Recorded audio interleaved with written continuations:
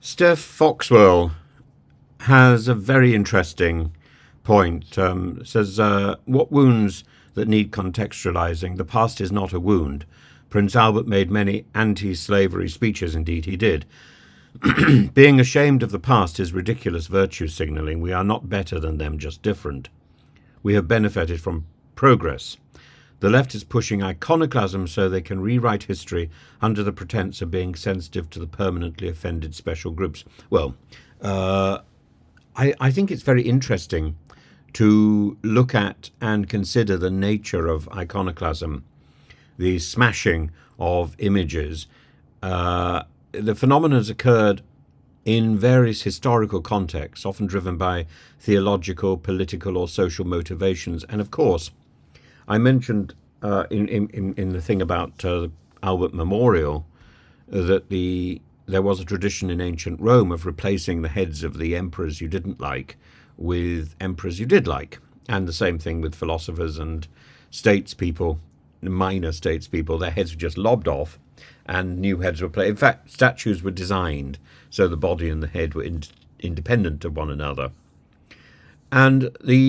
But the first iconoclast movement was in 726, initiated by Emperor Leo III, the banning and the destruction of religious images, motivated by the belief that their veneration was idolatrous and potentially provoking divine anger. It was a response, really, to the wave of success that came with the military victories of the Prophet Muhammad.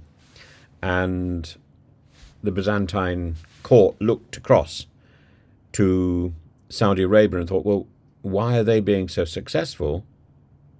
And why are we not being so successful if we both recognize the same God? And the theologians pointed to the Ten Commandments and the beginning of the Ten Commandments. It depends which version of the Ten Commandments you're looking at, of course. But the second iconoclast period from 814 to 842, the first iconoclast period finishes probably in 787. But it's revived under the Emperor Leo V, and it aims to purify the church from what was seen as the sinful practice of icon veneration. It was defeated by the Council of Nicaea in 782, the Second Council of Nicaea, and also John of Damascus. Convened by the Empress Irene, the council restored the veneration of icons. The Festival of Orthodoxy at the beginning of Lent celebrates that event, affirming they're not idols but symbols that direct the worshipper's thoughts to the divine, windows into heaven, the triumph of orthodoxy under Empress Theodora. In 1843, icon veneration was permanently restored, celebrated, as I say, annually in the Orthodox Church on the first Sunday of Lent. But that controversy was only one. There was iconoclasm, for example, in the Protestant churches, most particularly during the English Civil War and the Commonwealth period, under the puritanical forces of Oliver Cromwell, who sought to purify the Church of England, leading to widespread destruction of religious imagery and church decoration. And we all know those statues on the front of cathedrals, on the front of Christchurch Cathedral on Tom Tower, the head of Cardinal Wolsey knocked off.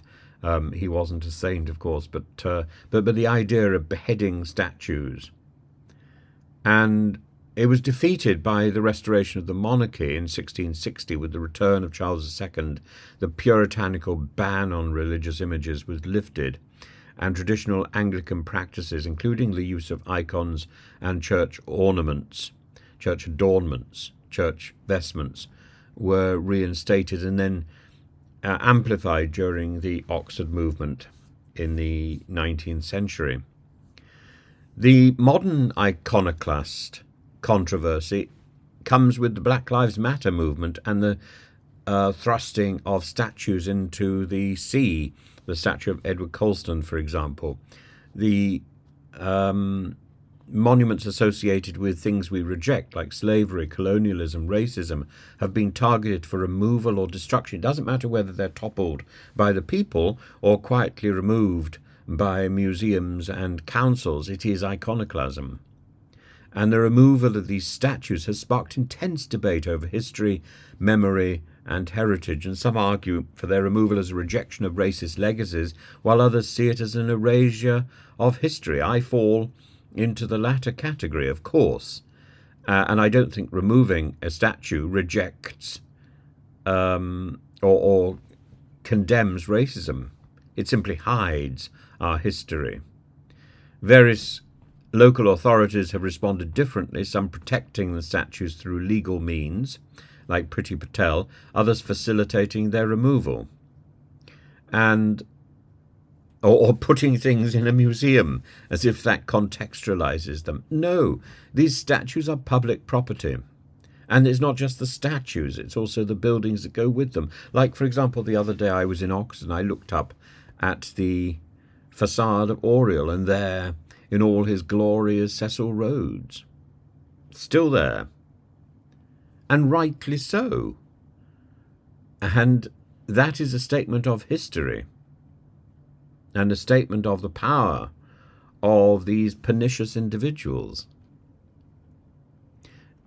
The iconoclasm that we have witnessed is slowly being challenged through public discussions, education, the creation of these QR codes, which is absurd, but I hope by the erection of new monuments that reflect a broader and more inclusive historical narrative. And I don't think we should be inventing characters from the past or upgrading their importance simply because they have the right race or gender. I think we need to be celebrating our own heroes and our own achievement, because that's what the Victorians did. We simply need to rethink our modern priorities as the Victorians were rethinking theirs. And there are plenty of people that we can celebrate. We don't need to be looking into the past to try and invent characters who did not have great significance in their day, or whose significance we're now over-egging because we're looking for flag wavers. The flag wavers are now, not then. And we can't change history. We can only move forward through history. We are part of history. And iconoclasm, whether in ancient Byzantium, Puritan England, ancient Rome, or modern contexts like BLM, reflects conflict over values and identity, and its defeat or its resolution is about the priority of history, the priority of or the guardianship of the past. And shifts in power, whether through councils, political change, or public discourse, must be guided by the past. And we mustn't hide the past. We must celebrate the past and contribute to the future.